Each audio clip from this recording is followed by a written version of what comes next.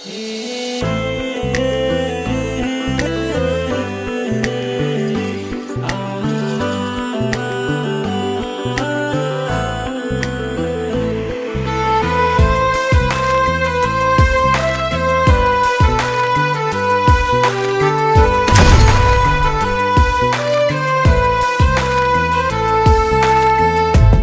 दिल भी जाना बेकरार हो जाए, तेरा दिल भी जाना बेकरार हो जाए। रब करे तुझको भी प्यार हो जाए, रब करे तुझको भी प्यार हो जाए। तेरा दिल भी जाना बेकरार हो जाए, तेरा दिल भी जाना बेकरार हो जाए। रब करे तुझको भी प्यार हो जाए, रब करे तुझको भी प्यार हो जाए।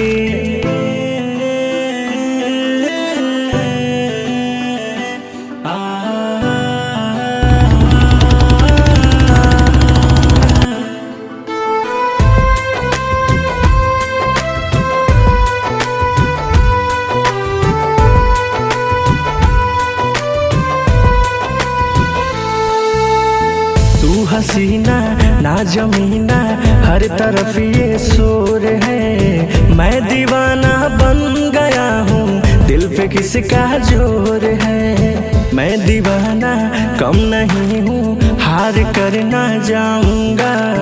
दिल चुराने आ गया हूँ, दिल चुरा ले जाऊंगा। तेरे दिल पे तुझको एतबार हो जाए, तेरे दिल पे तुझको एतबार हो जाए। रब करे तुझको भी प्यार हो जाए। अभी दिल पूरी नहीं हुई है, दिल होना बाकी है। प्यार हो जाए।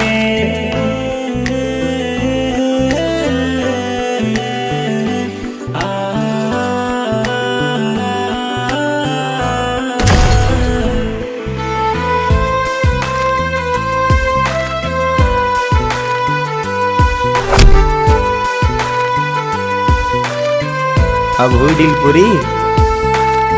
तू अदा है, तू मोहब्बत, तू ही मेरा प्यार है। मर मिटा हूँ मैं मिटा हूँ, हाँ मुझे इकरार है। जानता हूँ है मोहब्बत ये जो तेरा प्यार है। क्या करूँ मैं क्या करूँ मैं, दिल पे तेरा नाम है।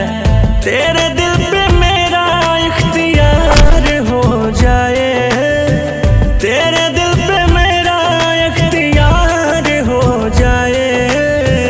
रब करे तुझे